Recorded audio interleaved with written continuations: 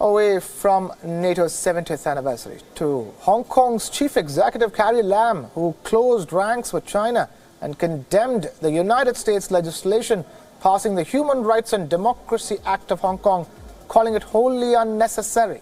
Carrie Lam also said that the clashes between the protesters and the police last weekend have dampened her hopes that a recent lull in violence would allow the territory's economy to recover. Carrie Lam said that the recent steps by the US might cause damage to the business confidence in the financial hub as she announced the fourth round of relief measures to boost the city's degraded economy. The additional measures that the city's government is taking in order to boost the crippling economy have not yet been specified, but the details will be announced in the near term.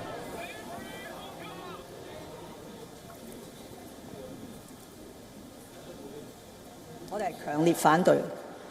我哋覺得呢個法案咧係完全冇必要，亦都係完全冇理據嚇。香港嘅人權同埋自由咧都係受到基本法嘅保障。6 months of unrest have tipped Hong Kong's already weak economy into recession. The pro-democracy protests have become more violent over time as the government refused to give ground on most of the movement's demands.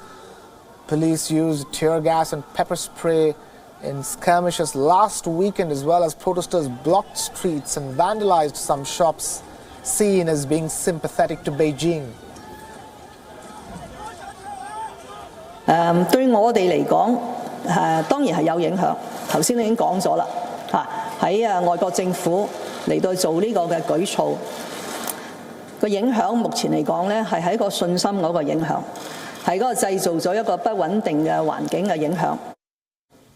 The demonstrators demand universal suffrage along with an investigation to be launched into the alleged police brutality in handling the protests. The protesters also want the Hong Kong government to deliver the democratic freedoms promised when the city was handed back to China in 1997 under the one country, two systems formula.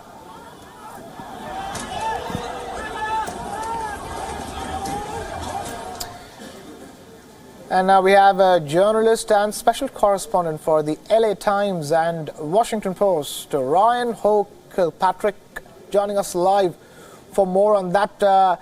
Ryan, thank you so much for being with us here. I wanted to ask you, this is a situation that is again getting entangled.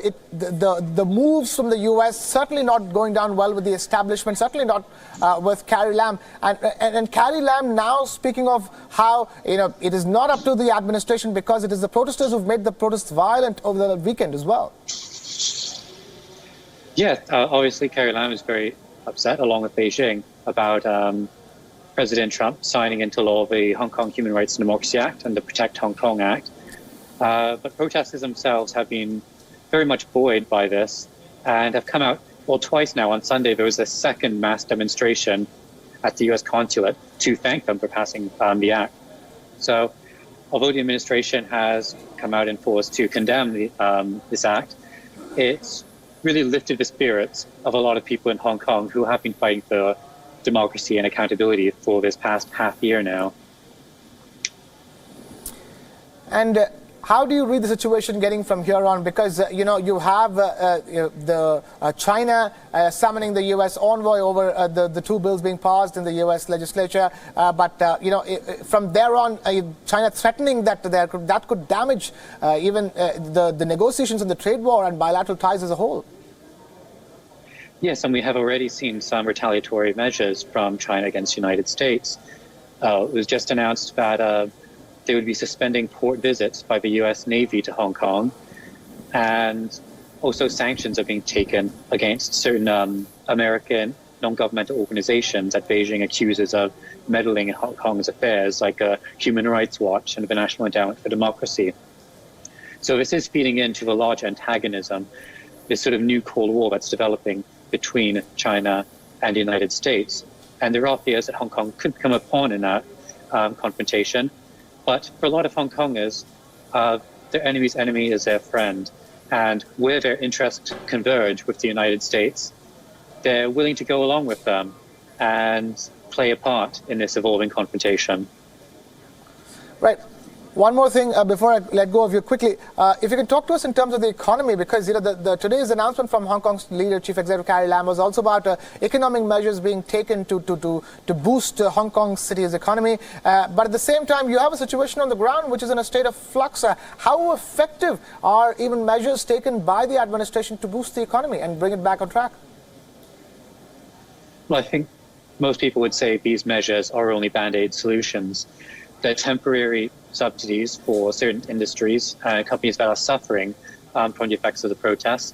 But unless the protesters' 5 demands are substantially addressed, they'll keep coming out to the streets. Disruption will continue occurring indefinitely until the root causes of the protests are addressed.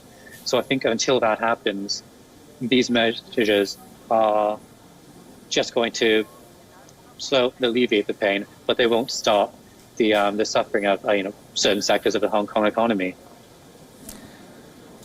That's Ryan Kilpatrick of the LA Times and Washington Post joining us here on WION Dispatch. Thank you, Ryan, for joining us here on WION Dispatch.